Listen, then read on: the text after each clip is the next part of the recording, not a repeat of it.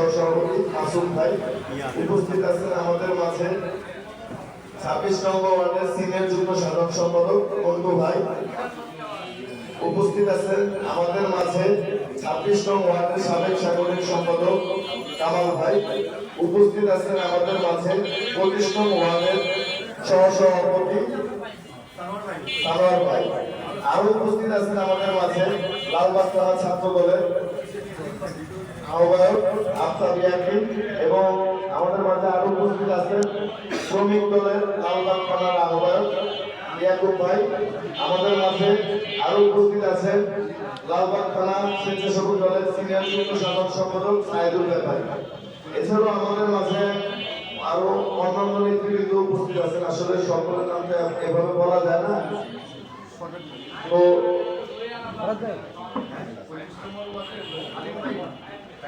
আমাদের মাঝে 23 নং ওয়ার্ডের প্রিয় বড় ভাই সাইদ ভাই উপস্থিত আছেন।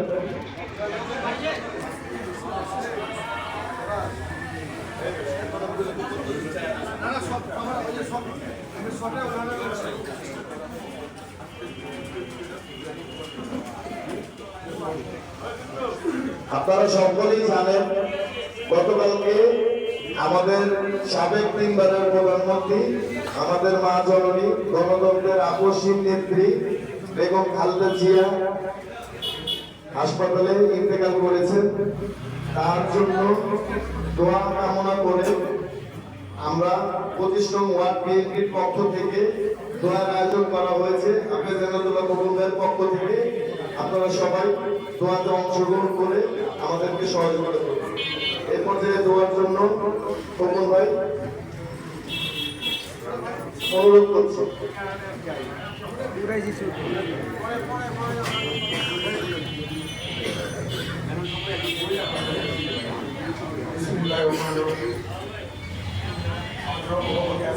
আজকে আমরা প্রান্তে এমন একটা দিন চলে আসছে, আমরা 17 বছর বিজেপিতে ছিলাম।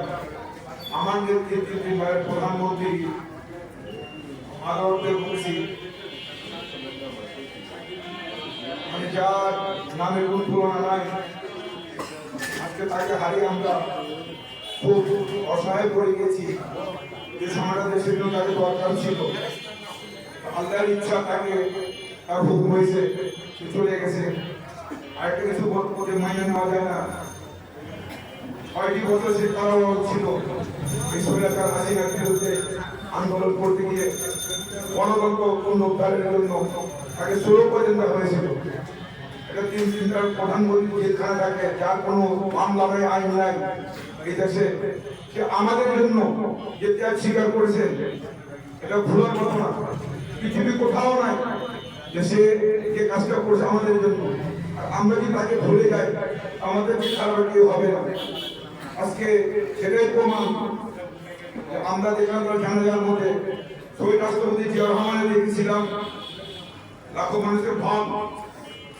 আজকে দেখলাম কোটির উপরে হবে। 50 লাখ গিরিকে বলে মিথ্যা কথা হবে, মানে কোনো রাস্তায় জায়গা ছিল না।